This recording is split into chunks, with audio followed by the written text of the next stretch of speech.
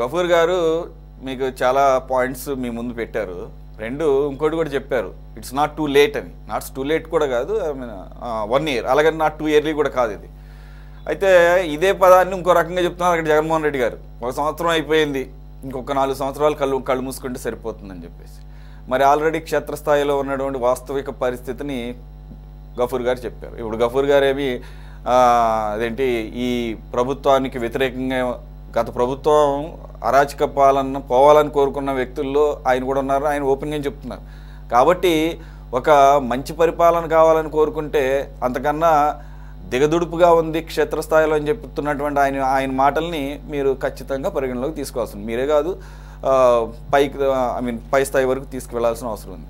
Yes, గుర్తుంది ఆయన ఏమన్నారు, ఈసారి అధికారంలోకి రాగానే, ఈసారి ప్రభుత్వాన్ని స్థాపించగానే గత టర్మ్లో కొంత పార్టీ కార్యకర్తల్ని కొంత నెగ్లెక్ట్ చేసిన సందర్భాన్ని ఈసారి అట్లా ఉండదని చెప్పి ప్రతి శనివారం పార్టీ కార్యకర్తలకి కేటాయిస్తున్నారు కదండి. అదే కదా జరుగుతుంది. మరి అదే రకంగా ఈరోజు గఫూర్ గారు చెప్పినట్టు మీ పార్టీ కార్యకర్తల కన్నా కూడా ముఖ్యంగా ప్రజలు ఇంపార్టెంట్. వారు కదా ఓట్లేసి మీ ఒక్కళ్ళే కాదు కాబట్టి, మరి ఆ రకంగా వారి యొక్క విన్నపాలు లేదంటే వారిని కలవటం, వారి సమస్యలు ఏంటో తెలుసుకోవటం అనేది ప్రయారిటీగా ఉంటేనే మీకు భవిష్యత్తు అనేది స్మూత్గా కనపడుతుందని ఆయన చెప్పు. మీరేమంటారు? డినై చేస్తారా, యాక్సెప్ట్ చేస్తున్నారా? సురేష్ గారు, ముందుగా మీకు, అదేవిధంగా ప్యానల్లో ఉన్నటువంటి పెద్దలందరికీ, అదేవిధంగా సిటీ న్యూస్ వీక్షకులందరికీ కూడా గుడ్ ఈవినింగ్.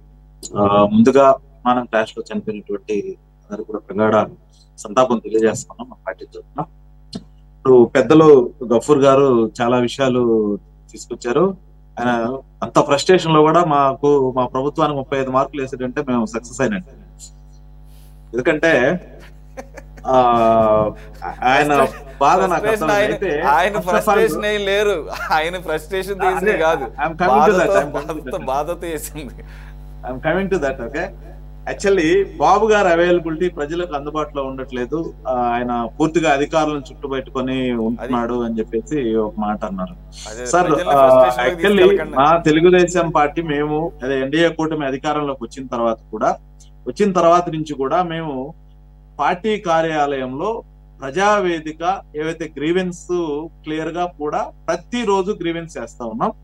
ఆ గ్రీవెన్స్ లో కంపల్సరీ ప్రతిరోజు ఒక మినిస్టరు, ఒక ఎమ్మెల్యే, ఒక ఎంపీ క్యాండిడేట్ ఎవరైతే ఉన్నారో, ఎంపీగా పోటీ చేసిన వాళ్ళు ఒకరు, లేదా తెలుగుదేశం పార్టీలో సీనియర్ నాయకులు, అదే విధంగా కార్పొరేషన్ లో మేము ఇప్పుడు ఏవైతే చేసామో ఆ చైర్మన్ లో ఒక చైర్మన్, అంటే 5 మంది ప్యానల్ తోటి ప్రతిరోజు కూడా తెలుగుదేశం పార్టీ కార్యాలయంలో ప్రజల కోసం అందుబాటులో ఒక గ్రీవెన్స్ సెల్ ఓపెన్ చేసింది.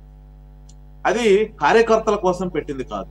తర్వాత చాలా మందికి ప్రజలు ఇక్కడ దాకా వచ్చిపోవడం ఇబ్బందిగా ఉంటుందని చెప్పేసి కూడా ప్రతి వారం కూడా కాన్స్టిట్యున్సీ లెవెల్లోనే ఆ ఎమ్మెల్యేని అక్కడ కూడా గ్రీవెన్స్ తీసుకోమని చెప్పేసి ఒకటి చెప్పడం జరిగింది. తర్వాత చంద్రబాబు నాయుడు గారు ప్రతి సాటర్డే ఆయన తెలుగుదేశం పార్టీ కార్యాలయంలో ప్రజలకి అందుబాటులో, ప్రజల దగ్గర నుంచి గ్రీవెన్స్ తీసుకోవడం కోసంగా ఆయన ప్రతి శనివారం కూడా తెలుగుదేశం పార్టీ కార్యాలయంలో అందుబాటులో ఉంటున్నాడు. అది కార్యకర్తలకు అందుబాటులో ఉండడం కోసం కాదు, కార్యకర్తలకు చాలా క్లియర్ గా చెప్తా ఉన్నారు. మీ దగ్గర గ్రీవెన్స్ కి సంబంధించి మీకేమైనా సమస్యలు ఉంటేనే రండి. ఈవెన్ మేము ఏదైనా పొలిటికల్ ప్రొఫైల్ తీసుకెళ్ళినా దట్స్ నాట్ అలవింగ్. ఎందుకంటే మేము ఏదైనా ఒక పొలిటికల్ ఏదైనా పదవి కోసమో లేకపోతే ఏదైనా నామినేటెడ్ దానికోసం వెళితే మీరు ఇంకోసారి కలవండి, ముందు ప్రజలకు ప్రియారిటీ ఇస్తా ఉన్నాం. ఇది ఒకసారి సార్ గారు దృష్టిలో పెట్టుకోలేదు. తర్వాత ఎమ్మెల్యేలకు వచ్చేసి ఎప్పుడైతే ఎమ్మెల్యేలు కలవాలనుకుంటున్నారో ఇమీడియట్ గా ఆయన వారి ఇంటి దగ్గర కానివ్వండి, అదేవిధంగా సెక్రటేరియట్ లో కానీ 100% అవైలబిలిటీలో వాళ్ళకి అందరికీ అందుబాటులో ఉంటున్నాడు. ఎప్పటికప్పటికి ఎమ్మెల్యేలకి వాళ్ళ యొక్క పనితీరు, వాళ్ళ కాన్స్టిట్యున్సీలో జరిగే ప్రతి ఒక్క విషయాన్ని కూడా ఏవైతే మీరు అన్నట్టు ఏదైనా అవినీతి కానీ, లేకపోతే ఏదైనా ఆక్రమణలు కానివ్వండి, లేదా క్వాజీకి సంబంధించిన ఇష్యూలు కానీ, లేకపోతే లిక్కర్కి సంబంధించిన ఇష్యూలు కానీ, లేకపోతే పార్టీ డౌన్ అయ్యే విషయాలు కానివ్వండి, ఇటువంటి అన్ని కూడా నిర్మోహమాటంగా చంద్రబాబు నాయుడు గారు క్లియర్ గా చెప్పేస్తా ఉన్నారు. నెక్స్ట్ ఇలా అయితే నెక్స్ట్ సీట్ లేదనో, మెరుగుపడాలనో, ఇటువంటి చాలా క్లియర్ గా పార్టీ సైడ్ నుంచి కూడా streamline మొత్తానికి చేసుకుంటా గ్రౌండ్ రిపోర్ట్ అయితే కరెక్ట్ గా పైకి చేరట్లేదని అర్థం అవుతుంది. అయితే ఒక చిన్న సజెషన్ నాకు అనిపించింది చిన్న మోడిఫికేషన్.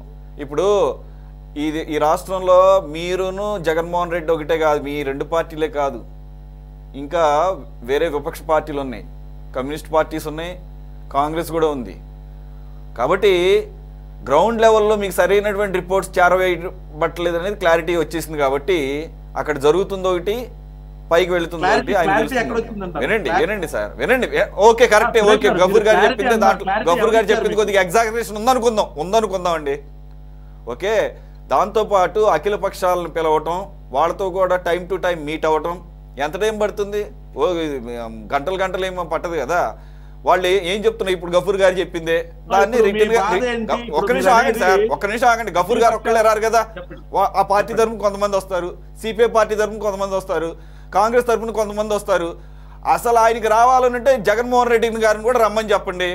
ఓకే, ఒక రిటర్న్ గా తీసుకోండి, అప్పుడు మీకు కరెక్ట్ ఇన్ఫర్మేషన్ ఉంటుంది కదా. బేరీజు వేసుకోండి, మీ ఎమ్మెల్యేలు లేకపోతే మీ నాయకులు గ్రౌండ్ లెవెల్లో నియోజకవర్గ స్థాయిలో ఏమొస్తున్నాయి, ప్రజలు ఏం చెప్తున్నారు, విపక్ష పార్టీలు ఏం చెప్తున్నాయి, క్లారిటీ వచ్చేస్తుంది కదా. అయిపోయిందా సురేష్ గారు? ఇప్పుడు మీ బాధ ఏంటంటే సిపిఐ సిపిఎం వాళ్ళు, కాంగ్రెస్ వాళ్ళు, వైసీపీ వాళ్ళు, ఎవరైతే సీట్ కదిలిపోతుంటే మీకు సీట్ కదిలిపోతుంది, మీరు బాధపడేది మీకు సీట్ కదిలిపోతుంది. మీరు గనక వినకపోతే ఒక్క నిమిషం మాకేం బాధ ఉండదండి బాబు, మేము ఎక్కడే కూర్చుంటాం, మళ్ళీ మేము డిబేట్ చేసుకుంటాం. ఓకే, ఒక్క నిమిషం ఆగండి. మీకు సీట్ కదిలిపోతుంది, మీకు సీటు కదిలిపోతే మీ కోసాలు కదిలించడానికి అక్కడ ఆయన ఓపెన్ గా ఛాలెంజ్ చేస్తున్నాడు, మీ కోసాలు కదిలించేస్తానని చెప్పేసి నెక్స్ట్ వస్తే జగన్ 2.0 చూపిస్తానంటున్నాడు. ఈ రోజు 2.0 కాదు 10.0 పెట్టుకున్న జగన్మోహన్ రెడ్డి అనే వ్యక్తి ఆంధ్రప్రదేశ్ రాష్ట్రంలో ఈ రోజుతో ఏదైతే తల్లికి వందనం పథకంతో పాటు జగన్మోహన్ రెడ్డి అనే వ్యక్తిని రాష్ట్రంలో మర్చిపోబోతా ఉన్నారు. 15 సంవత్సరాల క్రితం యూపీ గవర్నమెంట్ లో మాయావతి ఏ విధంగా 208 సీట్ల నుంచి 7 సీట్లకి 7 సీట్ల నుంచి ఈ రోజు 1 సీటుకి ఎట్టబడిపోయిందో జగన్మోహన్ రెడ్డి అనే వ్యక్తి కూడా ఆ విధంగా పడిపోబోతా ఉన్నాడు. కాబట్టి అంటే అధికారం శాశ్వతాన్ని నేను అనట్లేదు. ప్రజలకి మేము చెప్పేది ఏంటంటే ఏ రాష్ట్ర ప్రభుత్వం అయినా రన్ అవ్వాలంటే 4 పిల్లర్స్ ఉన్నాయి. ఒకటి సంక్షేమం అందించాలి, అదేవిధంగా అభివృద్ధి చేయాలి, అవసరమైన మౌలిక సదుపాయాలు సమకూర్చాలి, at the same time law and order ని కూడా కంట్రోల్ చేసుకుంటూ వెళ్ళాలి. ఈ 4 కూడా గాడి పెట్టుకుంటూ సమాంతరంగా రాష్ట్ర పరిపాలన చేసుకుంటూ వెళ్ళాలి.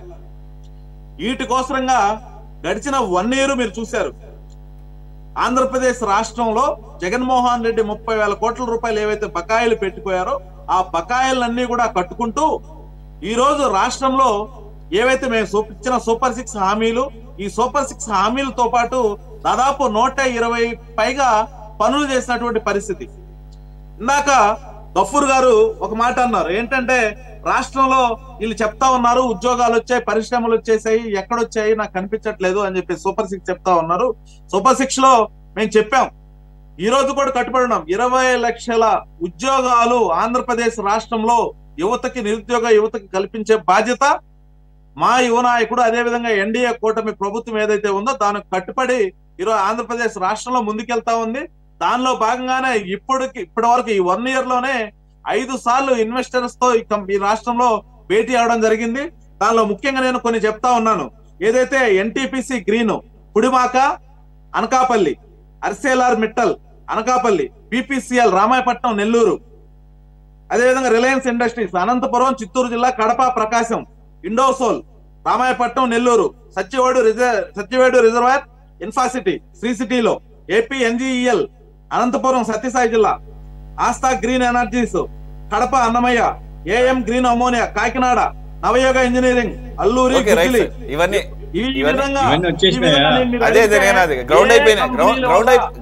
గ్రౌండ్ అయిపోయినాయి రాఘవేంద్ర గారు, గ్రౌండ్ అయిపోయినాయి ఇవన్నీ. ఈ విధంగా ఏ కంపెనీ ద్వారా ఎన్ని ఉద్యోగ అవకాశాలు రాబోతా ఉన్నాయి, ఏందనేది కూడా చాలా క్లియర్ గా ఒక ప్లానింగ్ ఉంది. రాష్ట్రానికి పెట్టుబడులు ఏ విధంగా తీసుకురావాలి, ఆ పెట్టుబడుల్ని ఏ విధంగా ఆకర్షించుకోవాలి, ఆ కంపెనీస్ కి మనం ఏ విధంగా ల్యాండ్ అలాట్మెంట్ చేయాలి. గతంలో జగన్మోహన్ రెడ్డి ఆంధ్రప్రదేశ్ రాష్ట్రం యొక్క బ్రాండ్ ని ఏ విధంగా దెబ్బతీసి రాష్ట్రం నుంచి పరిశ్రమలు పాల్గొన్నారు, మళ్ళీ వాళ్ళ కాన్ఫిడెన్స్ లెవెల్ బిల్డ్ చేయాలి. వీటన్నిటిని కూడా దృష్టిలో పెట్టుకొని ఈ రోజు ముందుకెళ్తా ఉన్నాం. దానిలో భాగంగా డిఎస్సి ఇచ్చాం. 16,347 మంది రేపు టీచర్స్ అవబోతా ఉన్నారు. ఇప్పటికే పోలీస్ రిక్రూట్మెంట్ కంప్లీట్ చేశాం.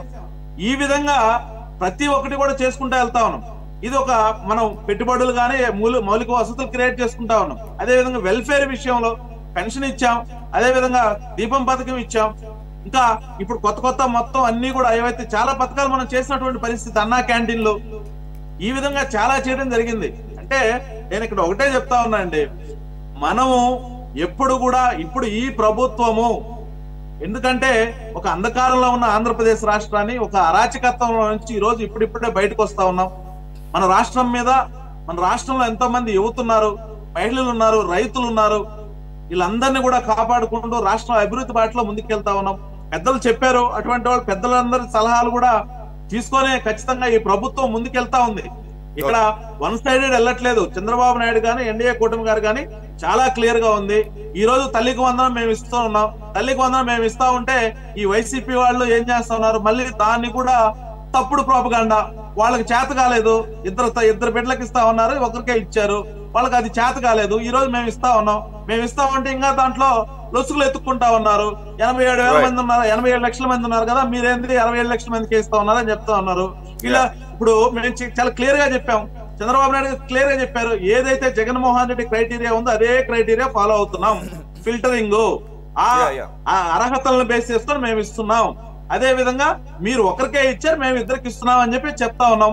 ఓవరాల్ గా మనం చూసుకుంటే 93% ఇస్తున్నాం. Your point taken. మొత్తానికి అయితే నేను కూడా చదివాను. తల్లికి వందనం విషయంలో మేమేం మార్చలేదు, జగన్మోహన్ రెడ్డి గారి పాలసీనే కంటిన్యూ చేస్తున్నాము, అమ్మఒడినే.